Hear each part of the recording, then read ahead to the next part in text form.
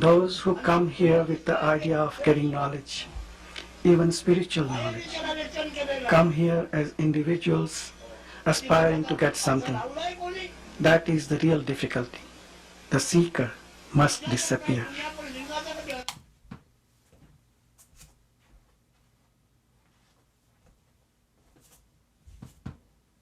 Oh.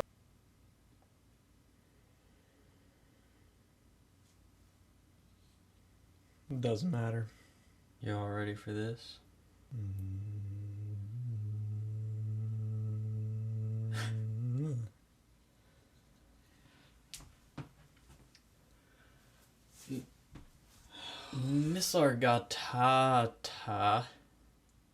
Nisargadatta Maharaj.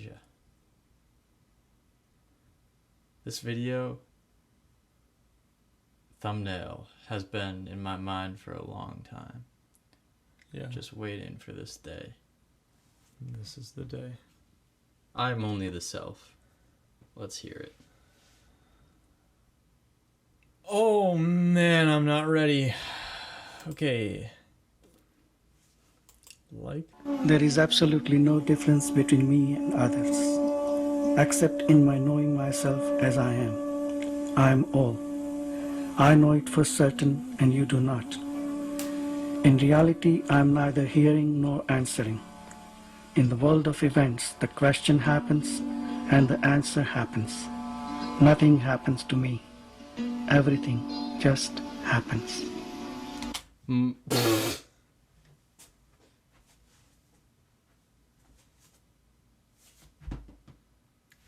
I feel like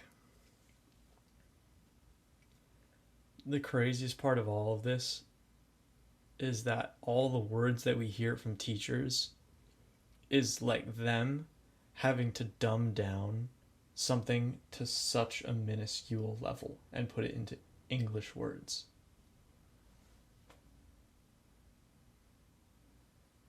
I'm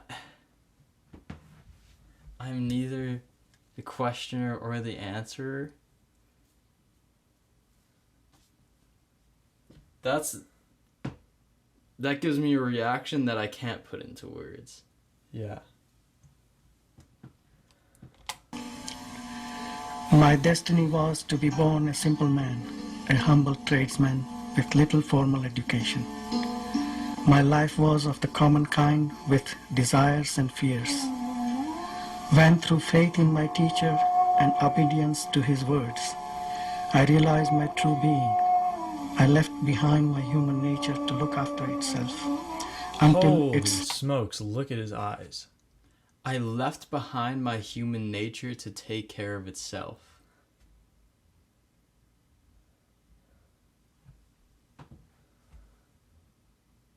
That's like... I've heard Sadhguru say something like this, and it hit me for the first time this weekend, which was just a very strange series of events. But that sexual pleasure is only there to encourage beings to create new life. And that there are things far beyond that.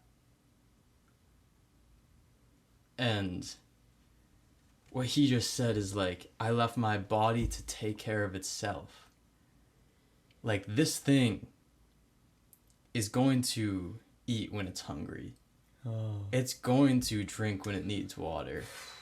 You literally just need to get good at listening to it and not, like, force stuff upon it. I feel like big thing that I think Sadhguru says that has been messing with me is that your body has not once lied to you. Your mind is like it's the only one in the scenario that could ever create a body that's out of order. Like, your body's never going to tell you something that is against its nature or against its health. But your mind will be like, I want this food that's going to make my body feel terrible because I want this mini little section of pleasure. It's like a dopamine rush. Because I don't want to face something else, or I'm quite sad, or whatever. Yeah. His body will take care of itself. Let's continue. Yes. Indeed. Destiny is exhausted. Occasionally, an old reaction, emotional or mental, happens in the mind, but it is at once noticed and discarded. After all, as long as one is burdened with a personality, one is exposed to its idiosyncrasies and habits.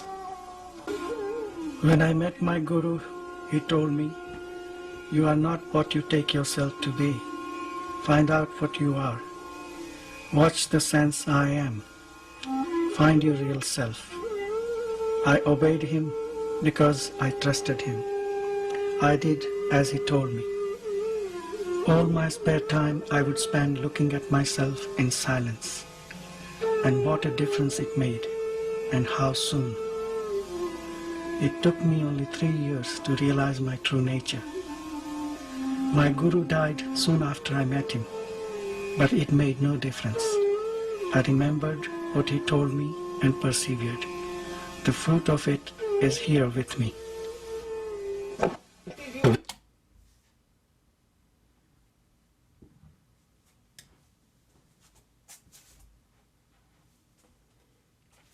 Eli just had a revelation this weekend. 30 minutes alone time every night is what is required.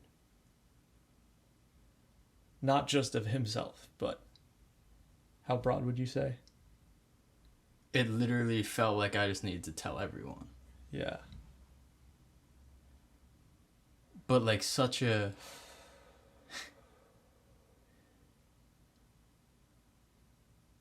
Yeah. How little time we just give ourselves to be. And like if evolution is a natural process, that is literally all you need to do. Is give the thing time. And it, oh my gosh. When he just goes like, the fruits of it are with me today. It's like 30 minutes, one night, the fruits of it are going to be there the next day. The next day. The next day.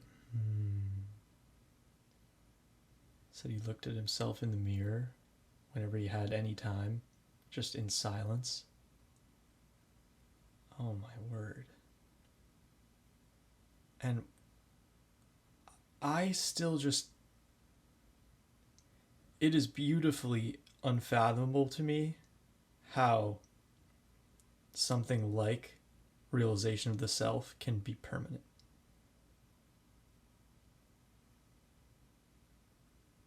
Because every being says it. Every enlightened being says it. It's they're like, oh, it happened one day and it just never went away. How when he's also... like sometimes a thought or a like thing will arise that's tied to the personality, but it's quickly dismissed.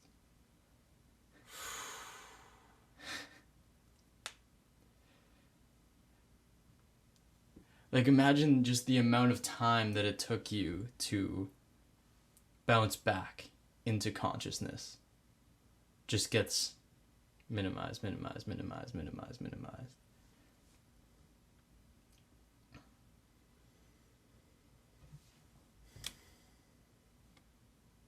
Visitor asked Maharaj why realization of one's true nature is so important.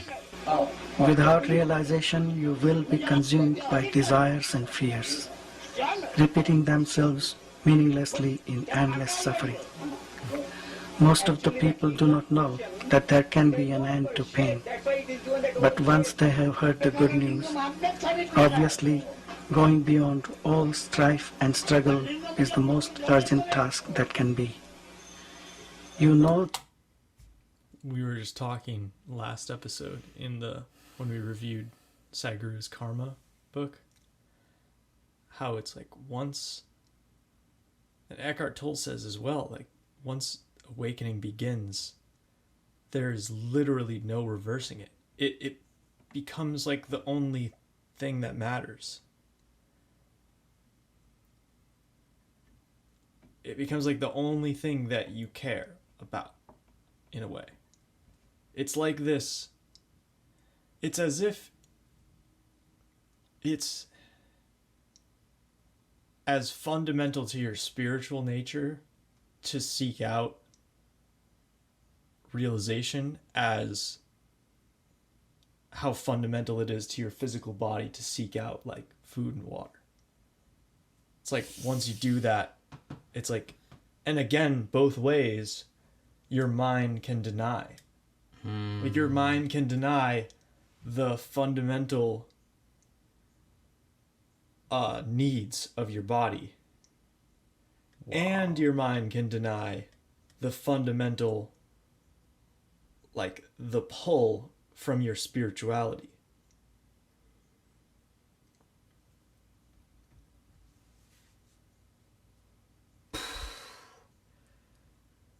And that goes back to like the 30 minutes a night thing. Is that the only reason you're not doing that? Unless you're like literally in service the whole day or something like that. The only reason you're not doing that is because your mind has said something is more important. Yeah. Even though you know that it is that idea of something being more important that is holding you back. Mm-hmm.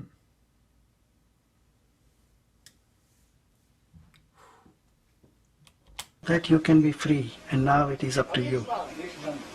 Either you remain forever hungry and thirsty, ever losing and sorrowing, or go out wholeheartedly in search of the state of timeless perfection to which nothing can be added, from which nothing can be taken away.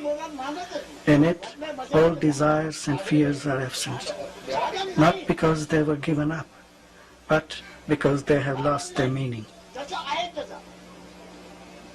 Seekers who visited Maharaj wanted to know how they too could come to this awareness. How do you go about finding anything?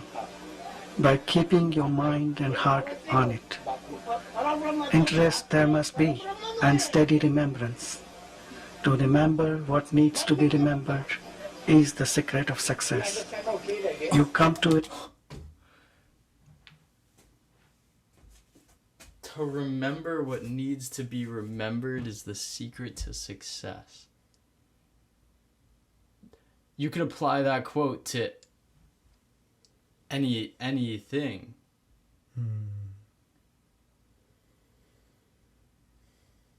Oh my gosh, and what was that line before? Oh, it's not that the things have disappeared, it's that they've lost their meaning. Yeah. You were talking about this also in the last episode, how it feels like the Mitch life, the Eli life, Yeah. that's full of all these attachments and these cycles of karma, is just starting to feel so pointless. So stale. Yeah. And that's so like you were saying at the pointless. beginning of this, like, why seek liberation? Because everything else is just a pointless cycle. Yeah. Like meaningless Yes. fears and desires. It feels like... Yeah, it feels like I'm just going in circles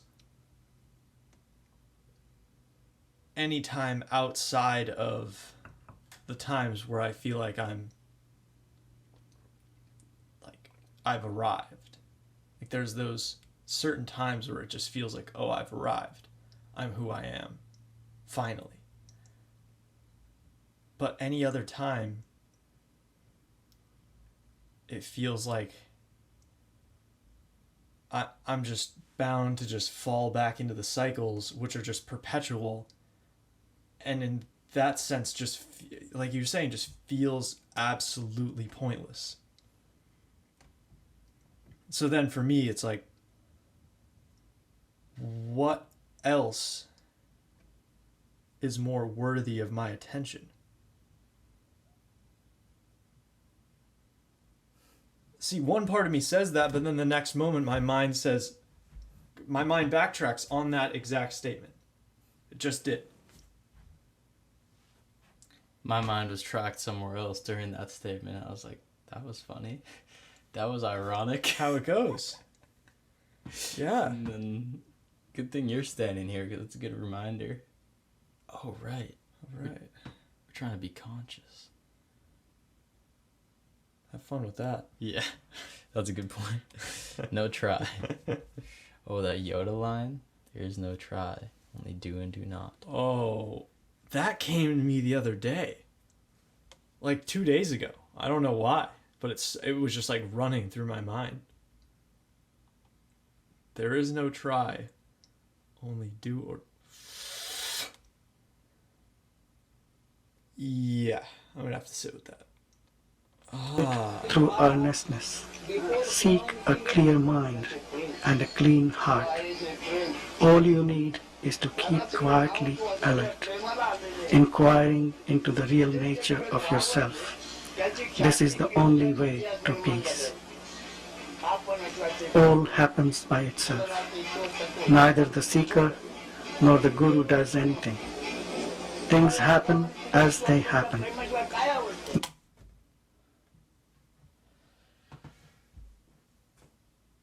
Neither the seeker nor the guru does anything. Can there be a more clear message than that? Is this not the theme of today for us?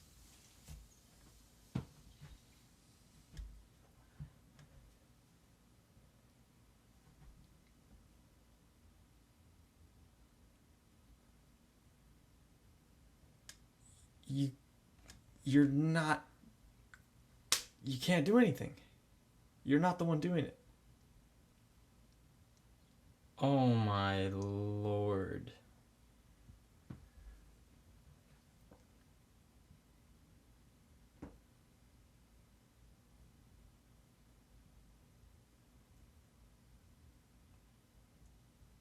Oh, what you were saying about surrender in the last episode too? Yeah. That's like my way of... A big thing that I've been learning is that you need to find the words that strike you. And you need to understand what those are. Like for me, that idea of surrender, I hadn't even connected to surrender yet. But it was this idea of like savior mentality that I usually have of like, let me fix things, let me be the thing, versus the saved mentality, which is like devoted to the thing that saved you. Yeah. Like surrender to the thing that saved you. And I hadn't connected that to surrender yet. It just feels like even like the times where I have felt like now I'm looking back and I'm like, oh, I was able to do that because I was surrendering. And that just opened me up. But it's like there was no, I'm gonna surrender now. And I surrendered. It was like, there was no choice but to surrender.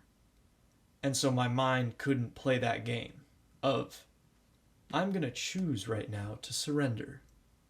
I'm gonna do it. Because that's still the mind, like saying like, that's still the mind keeping power over you, it seems to me. Like, the mind is the one that like chooses to or to not do something. When like the chooser is revoked. Yeah. Yeah, you're like... That you're the thing. Yeah. Because yeah, if there was a chooser, then the guru and the disciple would have had to have done something. Yes. Yes. I think we need to keep going. Yeah. Blame or praise are a portion later, after the sense of doership appears. Visitors would ask Nisargadatta about effort and the role that spiritual disciplines play in helping one awaken from the dream of ignorance. Yeah, that people is us. That's us. That's what we've been asking all day. Thank you. Dude, of course it had to happen, this video like this. Of course. We cannot describe to you how much this has been the thing today. And we weren't even planning on necessarily doing another video after the Sadhguru Karma talk. And this is it. This is it. Go see how many of the questions this guy is literally answering that were just in the last episode. Video. Yeah. It's unbelievable. When effort is needed, effort will appear. When effortlessness becomes essential, it will assert itself. You need not push life about. Just flow with it and give yourself completely to this task of the present moment. Those were all the words we used. We literally we literally said. But then that's like putting effort into the play. You know? You can only be part of the flow. You cannot try. When you release effort and go with the flow of life, where it's like literally the words. I just want to watch that again. Yeah. That's a great... Is needed, effort will appear. When effort... Disciplines play in helping one awaken from the dream of ignorance. When effort is needed, effort will appear. When effortlessness becomes essential, it will assert itself. You need not push life about. Just flow with it and give yourself completely to this task of the present moment, which is to die now to the now. For living is dying. Without death, life cannot be. Ultimately, one must go beyond knowledge. But the knowledge must come. And knowledge can come by constant meditation.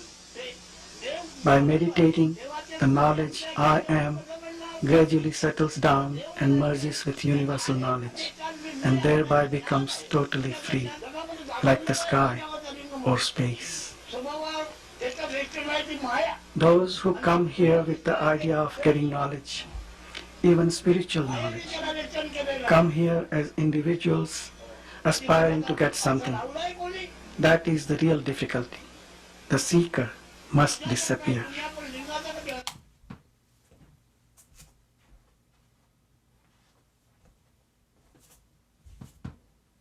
Oh.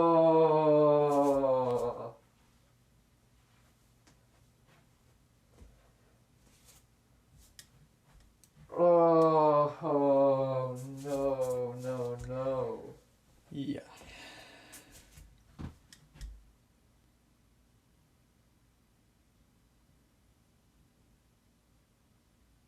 Are you kidding me?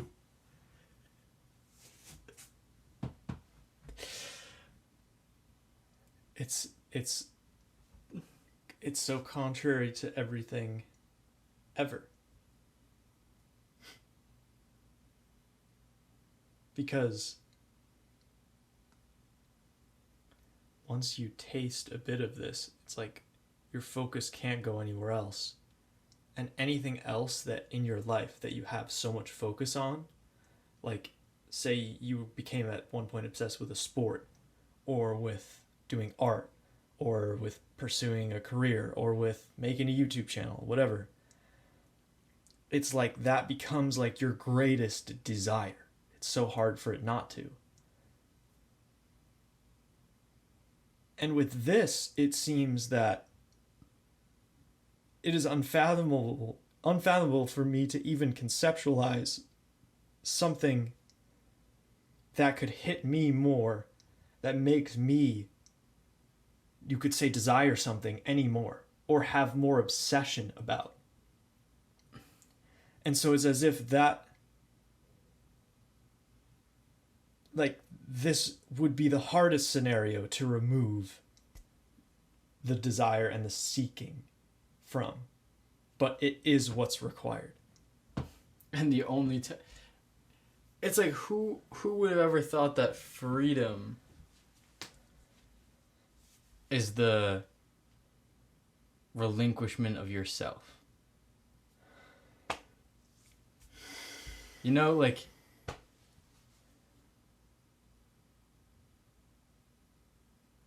really, that brought up to me how Sadhguru talks about that when he goes to prisons, people are often very receptive to his teachings. Yeah.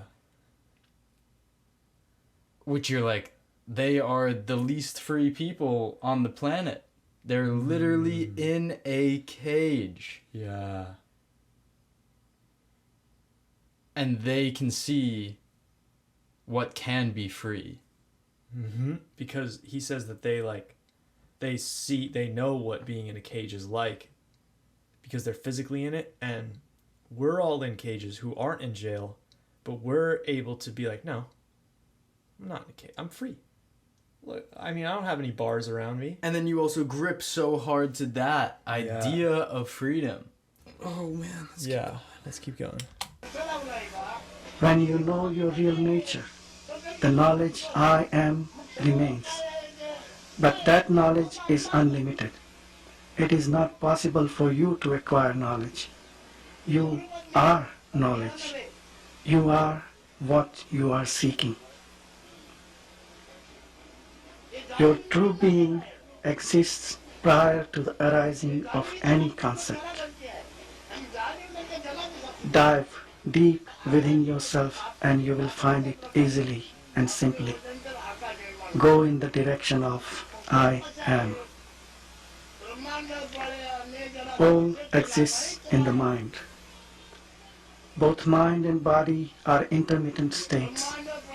The sum total of these flashes creates the illusion of existence. I gotta rewind. All right. Go in the direction of I am. All exists in the mind. Both mind and body are intermittent states. The sum total of these flashes creates the illusion of existence. Inquire what is permanent in the transient, real in the unreal. This is sadhana, or spiritual practice.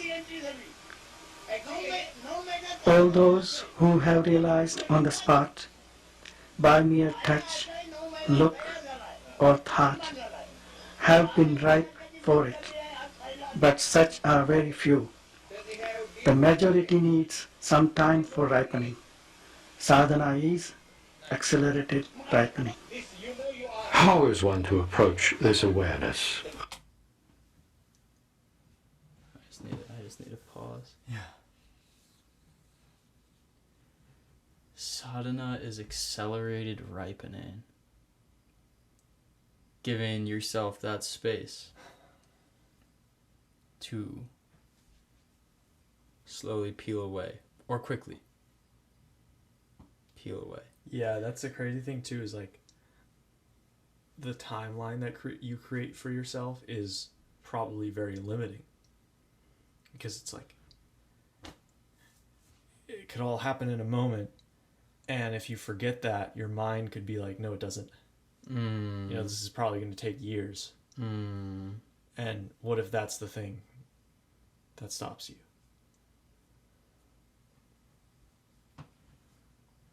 Oh my gosh. It's like times like these. So I'm pretty sure that his guru was Ramana Maharshi. I was gonna say, because like, who else could it be? yeah, He's just the source of who am I? Yeah.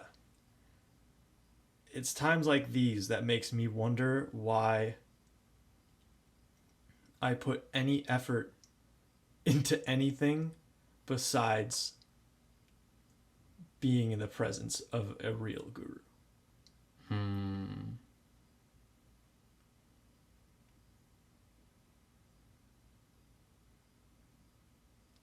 Papa G says that he literally, like, part of his sadhana was repeating the name of Krishna 50,000 times a day. like this was how intense his sadhana was.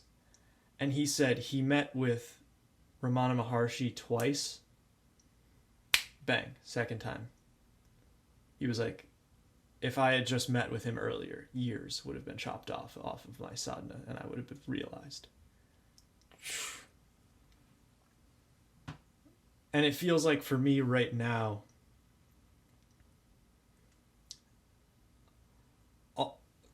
really all that I'm doing is just priming myself. Like, because Ramana Maharshi, when he had the feeling like he was going to die, it seems as though he had to lay down and let himself die. What does that have to do? That's like his enlightenment. And it's like priming yourself to be able to, if a moment arises, allow the moment and go into the moment, because oftentimes there's fear. There's fear of losing everything. Right, because you, like, in a sense you will. It's like if you are in a state where you're really attached to yourself and it feels like yourself is dying, like you could run away from it.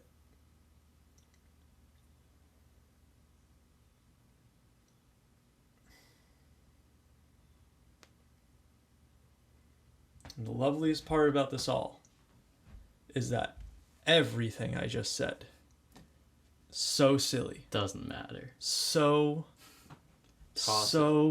Just toss it aside.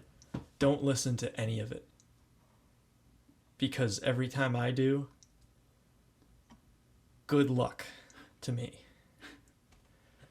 It's going to be a tough life if I listen to everything I say and think.